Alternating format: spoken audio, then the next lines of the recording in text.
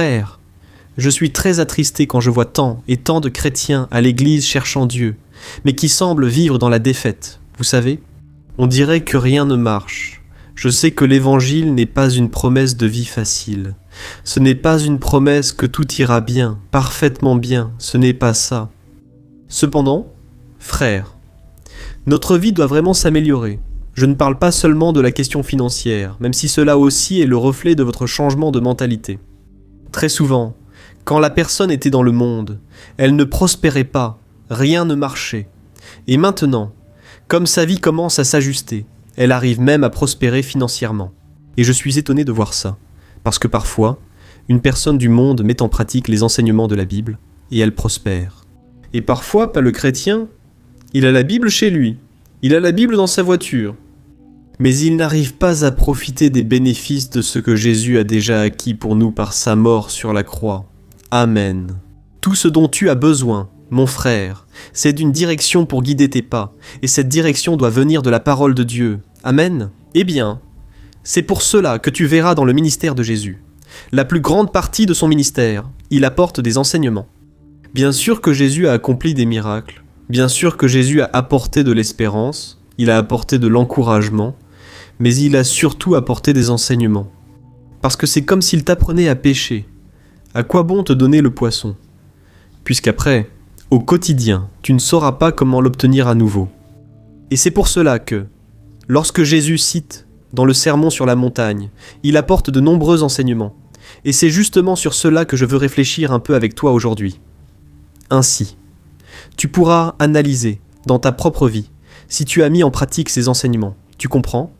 Parce que si tu ne mets pas en pratique ce que Jésus a enseigné, tout sera vain.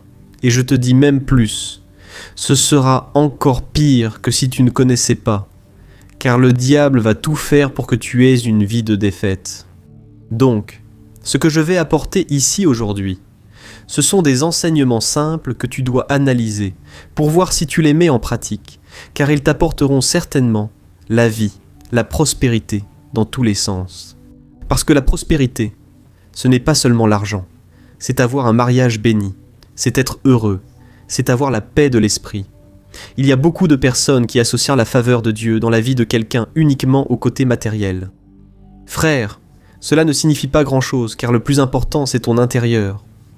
Pour moi, une personne qui a la faveur de Dieu, qui a la bénédiction du Seigneur, c'est une personne heureuse, contente de ce qu'elle a. C'est une personne qui sait bien entretenir des relations avec les autres. C'est une personne qui a une vie d'intimité avec Dieu, et c'est ça le plus important. Amen. Alors, frères, je veux commencer ici en vous rappelant que là, dans Matthieu chapitre 5, faites attention pour que vous puissiez lire chez vous. Ensuite, Matthieu chapitre 5, chapitre 6 et chapitre 7. C'est le sermon sur la montagne. Nous avons donné ce nom parce que c'est là que Jésus a apporté tous ses enseignements. Et il y a une chose très importante que vous devez savoir. Jésus, il n'est pas venu pour changer la loi. Il n'est pas venu pour la reformuler. Il est venu pour l'accomplir. Cependant, ce qui se passait à l'époque de Jésus, c'est que les gens utilisaient la loi uniquement de manière religieuse, uniquement de façon extérieure. Mais le cœur, lui, ne plaisait pas à Dieu. Par exemple, la Bible dit dans l'Ancien Testament que les gens devaient faire des sacrifices d'animaux, parce que Dieu voulait montrer aux gens que le salaire du péché, c'est la mort, la conséquence du péché, c'est la mort. Et pour que l'homme n'ait pas à mourir, il fallait un substitut, et donc l'animal devait être sacrifié. Sauf qu'à l'époque de Jésus, les religieux de l'époque, les chefs religieux, ils étaient en train de corrompre cela, et ils faisaient payer des prix exorbitants aux gens qui avaient besoin de l'animal pour le sacrifice. Alors des gens de partout venaient au temple pour acheter l'animal, puis ils le sacrifiaient. Cependant, l'inflation était très élevée, ces hommes gagnaient des fortunes, et Jésus est venu pour condamner tout cela, et pas seulement cela. Ces hommes, les chefs religieux, montraient qu'ils obéissaient à Dieu seulement extérieurement. Alors, ils aimaient prier sur les places publiques, ils aimaient montrer qu'ils jeûnaient, ils gardaient ce visage pâle. Oui, ils n'aimaient pas se laver, parce qu'ils voulaient montrer qu'ils étaient totalement consacrés à Dieu. Frères, et Jésus a dit, tout cela c'est de l'hypocrisie. Ce n'est qu'une façade, cela ne sert à rien. En même temps, ils faisaient l'aumône juste pour montrer qu'ils étaient très bons, charitables. Et Jésus a dit « Regarde, rien de tout cela n'a d'importance. » Alors Jésus, dans les chapitres 5, 6 et 7 de Matthieu, il donne ce sermon avec de nouveaux enseignements. Et il a aussi voulu montrer que la loi doit être dans le cœur. Ce n'est plus seulement un acte physique. Par exemple, la Bible nous dit « Tu ne tueras point ». Alors les hommes pensèrent que cela signifiait simplement ne pas assassiner quelqu'un. Mais Jésus a dit « Non, non, non, vous n'avez pas compris. Quand Dieu dit « Tu ne tueras point », il parle aussi de ton cœur, toi qui as de la haine envers ton frère. Tu es pratiquement un meurtrier. Pourquoi ? Tu n'as pas commis l'acte en soi, mais dans ton cœur, tu es déjà en train de tuer cette personne. Il a parlé par exemple de l'adultère. Il a dit « Écoute, ne pense pas que l'adultère c'est seulement consommer l'acte. Non, tu peux commettre l'adultère dans ton cœur, avec tes yeux, tout commence par tes yeux. » Alors Jésus, il a voulu apporter une profondeur, il a voulu approfondir davantage la loi. Amen ? Tu as compris. Alors, qu'est-ce qui se passe ? Jésus a apporté plusieurs enseignements, et à la fin il a dit ceci. Écoute, je vais te lire. Matthieu 8, verset 24. Regarde ce qu'il a dit. Celui qui entend ces paroles que je dis. Quelles paroles ? Les paroles du sermon sur la montagne. Et il dit, celui qui entend ces paroles que je dis, et les met en pratique, est comme un homme prudent qui a construit sa maison. Sur le roc, la pluie est tombée, les rivières ont débordé, les vents ont soufflé, et se sont abattus sur cette maison. Mais elle ne s'est pas écroulée, parce qu'elle avait ses fondations sur le roc. Mais celui qui entend ces paroles que je dis, y prête attention et ne les met pas en pratique, est comme un insensé qui a construit sa maison sur le sable. La pluie est tombée, les rivières ont débordé, les vents ont soufflé et se sont abattus sur cette maison, et elle s'est écroulée, et sa chute a été grande.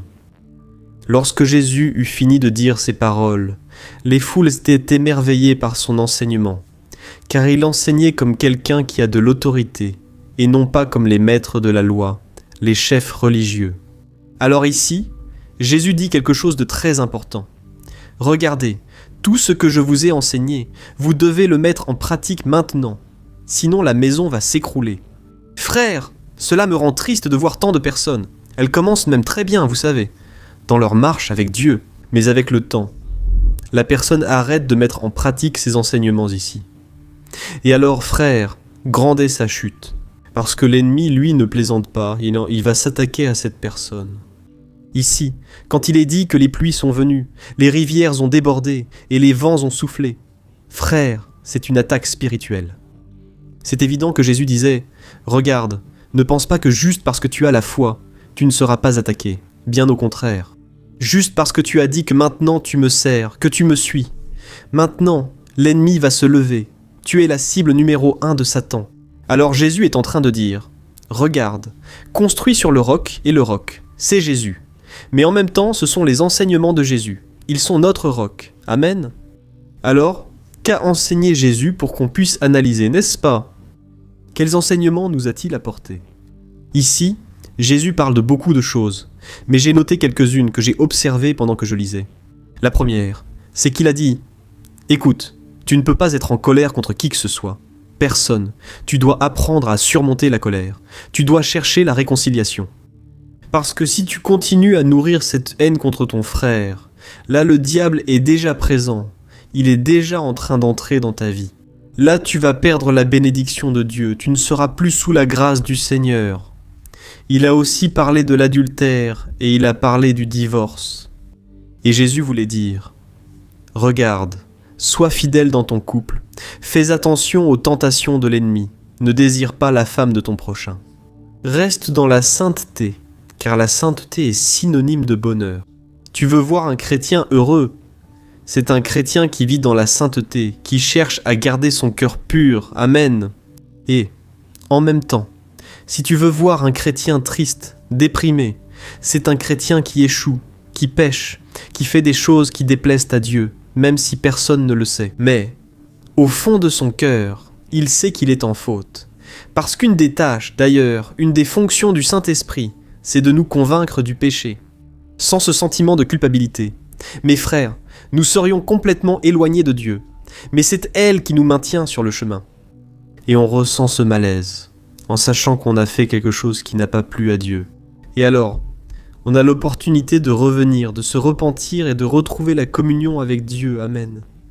Une autre chose que Jésus apporte ici comme un enseignement très fort, c'est que nous devons non seulement aimer notre ennemi, mais aussi prier pour lui. Regardez comme c'est intéressant. Jésus a dit, regardez, autrefois c'était œil pour œil, dent pour dent.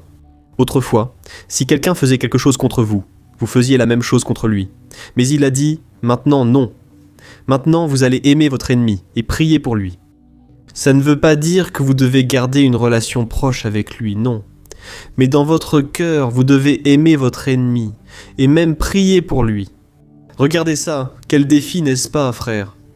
Je ne dis pas que c'est facile. À plusieurs reprises, j'ai dû mettre cela en pratique parce que je savais que si je ne priais pas pour mon ennemi, si je ne l'aimais pas, je perdrais ma bénédiction. Dieu ne serait pas satisfait de moi. Donc j'ai dû pratiquer. Mais Dieu m'a donné beaucoup d'amour, beaucoup de grâce. Et j'ai réussi à pardonner mes ennemis.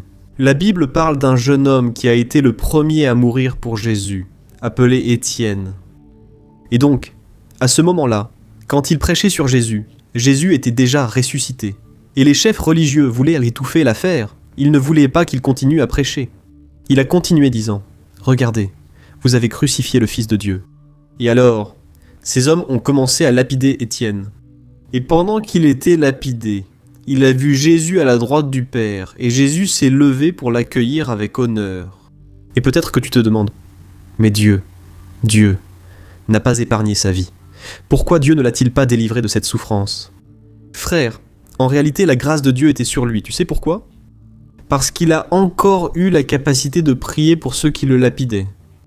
À ce moment-là, Étienne a fait une prière pour ses persécuteurs, il a prié pour ses ennemis, et il a dit, « Père, pardonne-leur leurs péchés, car ils ne savent pas ce qu'ils font. » C'était la même prière que Jésus avait faite là sur la croix. Regarde combien Dieu a répandu de grâce sur ce jeune homme. Et de la même manière, bien souvent, Dieu ne t'épargnera pas la souffrance, les humiliations, les persécutions, mais il te donnera la grâce de pardonner ton ennemi. Amen. Si tu comprends ce message, nous allons bientôt prier. Je veux que tu écrives ici dans les commentaires, « Dieu, je veux vivre dans la sainteté. » Amen. Un autre enseignement très important que Jésus a apporté concernait le fait de donner l'aumône, de jeûner et de prier. Il a bien précisé ceci. Regarde, si tu veux recevoir une récompense du ciel et non des hommes, alors fais-le sans vouloir le montrer à personne. Fais-le de tout ton cœur, cherche à faire quelque chose avec la bonne intention. Amen. Et alors Jésus termine ce sermon en disant, « Écoutez, ne vous inquiétez de rien, ni de ce que vous devez porter, manger ou boire, car Dieu prend soin de vous. Si Dieu prend soin des petits oiseaux qui sont dans la nature, personne ne va leur donner à manger. De la même façon, Dieu va prendre soin de nous. Et c'est pour cela que nous devons donner la priorité à notre salut, au royaume de Dieu. Gloire à Dieu, n'est-ce pas? Et alors, il dit, écoutez, ne jugez pas les autres avec hypocrisie. Concentrez-vous sur votre vie et cessez de vous mêler de celle des autres. Très souvent, vous voyez la paille dans l'œil de l'autre, alors que vous avez une poutre en bois juste devant vous. Vos péchés sont plus graves que ceux de l'autre personne. Alors il a dit, ne jugez pas avec hypocrisie. Et à la fin, il donne la règle d'or. Quelle est cette règle? Traitez les autres de la même manière que vous aimeriez être traités. Et là, Jésus conclut en disant, écoutez, si vous mettez tout cela en pratique, votre maison sera fondée sur le roc. Le diable ne va pas gagner. Le monde ne va pas vous faire tomber. Et Dieu, c'est certain, se réjouira beaucoup de votre vie et sera toujours avec vous. Amen. Je vais mettre ma Bible de côté et maintenant nous allons prier. Et vous aurez l'occasion de vous réconcilier avec Dieu. Je sais qu'il y a beaucoup de personnes ici qui se sont éloignées du Seigneur. Et il y a aussi des personnes qui ne vont pas à l'église, mais qui restent fermes avec Dieu. Parce que frère, je ne minimise pas l'importance de l'église, d'accord ? Je suis quelqu'un qui aime l'église. Je suis un fervent de l'église. Je suis pour l'église. Nous devons, en effet, avoir de la communion avec les frères. Être ensemble, c'est très bon. On s'édifie, on apprend la parole, on chante des louanges. Mais en même temps, je sais que le principal, c'est ta communion avec Dieu. Amen. Certaines personnes ne vont pas à l'église, mais restent très fermes avec le Seigneur. Et si tu as l'opportunité de fréquenter un temple, je te le conseille, à condition que cette église t'approche davantage du Seigneur plutôt que de t'en éloigner. Il y a des églises, frères, que pour l'amour de Dieu, il y a tellement d'enseignements erronés, il y a tant de froideur dans le cœur des gens. Je sais que toutes les églises ont des défauts. Tu ne trouveras jamais une église parfaite. Il y aura toujours quelque chose que tu n'aimes pas trop. Mais regarde surtout ce qui est le plus important. La parole, l'accueil des frères. Et là c'est sûr, tu seras vraiment édifié, d'accord ? Je vais laisser ici à la fin de cette vidéo, une vidéo où je montre comment choisir l'église idéale. Je crois que ça va beaucoup t'aider, d'accord ? Alors nous allons prier maintenant. Si tu peux, ferme les yeux, et je veux intercéder pour toi, pour ta maison. Et je crois que la présence du Seigneur est ici. Alléluia, prions. Seigneur, mon Dieu et mon Père, je veux te remercier pour ce moment, pour ce jour que tu as fait. Et je crois que la joie du Seigneur est ce qui nous donne la force, cette joie qui vient de toi, Père, c'est ce dont nous avons le plus besoin, ô Dieu. Parce que ce monde nous rend parfois si tristes. Père, il y a souvent tant de luttes, tant de persécutions, d'humiliations, il y a tant de gens qui nous veulent du mal, que nous sommes souvent attristés. Mais en ce moment, mon Père, je te demande, réjouis notre cœur au Saint-Esprit, viens souffler sur nous, sur cet homme et cette femme qui ont prié avec moi. Seigneur, nous avons tellement besoin, mon Père, d'un renouveau spirituel. Il y a des personnes ici, mon Dieu, qui se sont éloignées de toi, mais cette parole a touché si profondément. Alléluia, cette parole a touché si fort ces cœurs. Et je crois, Jésus, que tu es en train de recevoir à nouveau la brebis qui était perdue. Le Seigneur est justement venu pour les pécheurs, pour les fautifs, pour ceux qui ont besoin d'un médecin. Ô Seigneur Jésus, écris notre nom dans le livre de vie. Seigneur, ne nous laisse pas continuer, Père, à vivre sans espoir dans ce monde, que notre espérance soit dans la résurrection. Avec Christ, tout comme il était ressuscité, nous voulons être avec toi, Jésus, tout proche du Seigneur, vivant pour toute l'éternité. Une vie sans douleur, sans souffrance, sans mort, sans dépression, sans trouble panique, sans tous les tourments de cette vie. Ô mon Père, je te demande que ce message, ô Dieu, puisse atteindre des milliers et des milliers de vies et que tu puisses nous utiliser, mon Père, pour partager, pour répandre la bonne nouvelle, les bonnes nouvelles de ton royaume. Jésus nous donne la capacité de construire notre maison sur le roc. Et en ce moment, je réprimande tout vent contraire, toute tempête, toute difficulté venant de l'ennemi, tout problème qui a été causé. Avec autorité spirituelle, je réprimande au nom de Jésus toute oppression maléfique, tout ce qui s'est levé pour détruire notre maison. Je le réprimande au nom de Jésus. J'annule tout plan de l'ennemi, apportant la discorde, l'adultère, la jalousie, tout ce qui ne vient pas de Dieu, nous l'annulons dans notre vie. Et en ce moment, Père, je prie aussi pour cette personne qui est malade, alitée, se sentant si seule, avec un vide si profond dans l'âme. Dieu, je te demande maintenant, guéris cette femme, guéris cet homme, qu'ils ressentent maintenant la puissance du Saint-Esprit, qu'ils sentent le renouveau spirituel, la joie, la force qui vient du Seigneur. Chasse, Père, toute fatigue, toute tristesse, et que la joie du Seigneur puisse reposer sur chacun de nous. Au nom de Jésus, je prie et je te remercie. Amen. Gloire à Dieu.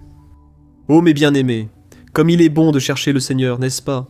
On ressent un renouveau si fort, si grand. Et je te demande maintenant de ne pas oublier de partager, d'envoyer à tes amis, à ta famille, répandons le message de l'Évangile. D'accord ? Que Dieu te bénisse. Je t'attends dans la prochaine vidéo. Je t'embrasse bien fort.